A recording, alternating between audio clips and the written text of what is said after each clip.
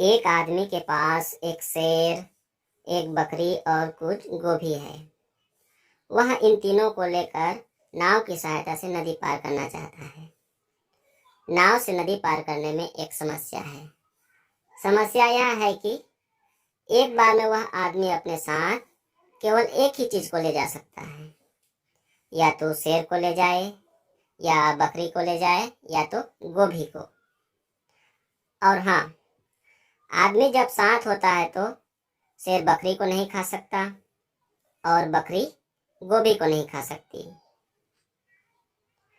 वह आदमी यदि पहले शेर को अपने साथ ले जाता है तो बकरी और गोभी को छोड़ना पड़ेगा, जिससे क्या होगा, बकरी गोभी को खा जाएगी।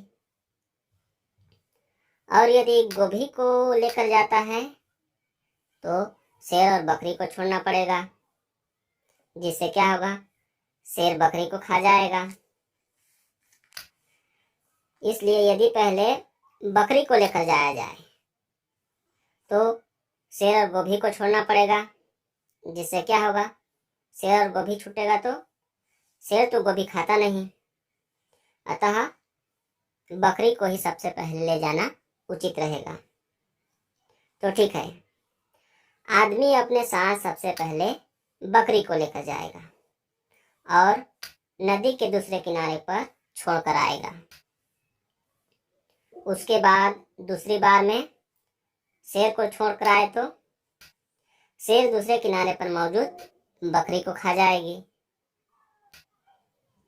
यदि शेर की जगह गोभी को छोड़ आता है तो बकरी गोभी को खा जाएगी।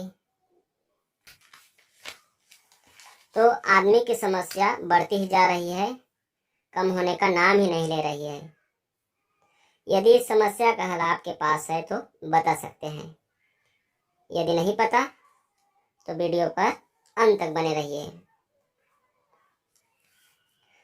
वह आदमी सबसे पहले अपने साथ बकरी को लेकर जाएगा और दूसरे किनारे पर बकरी को छोड़ आएगा। दूसरी बार में शेर को ले जाएगा और शेर को छोड़ आएगा, लेकिन साथ ही अपने साथ बकरी को वापस ले आएगा।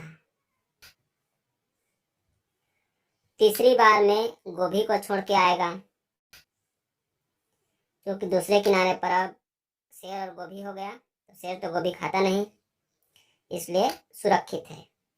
और अंत में अपने साथ बकरी को ले जाएगा।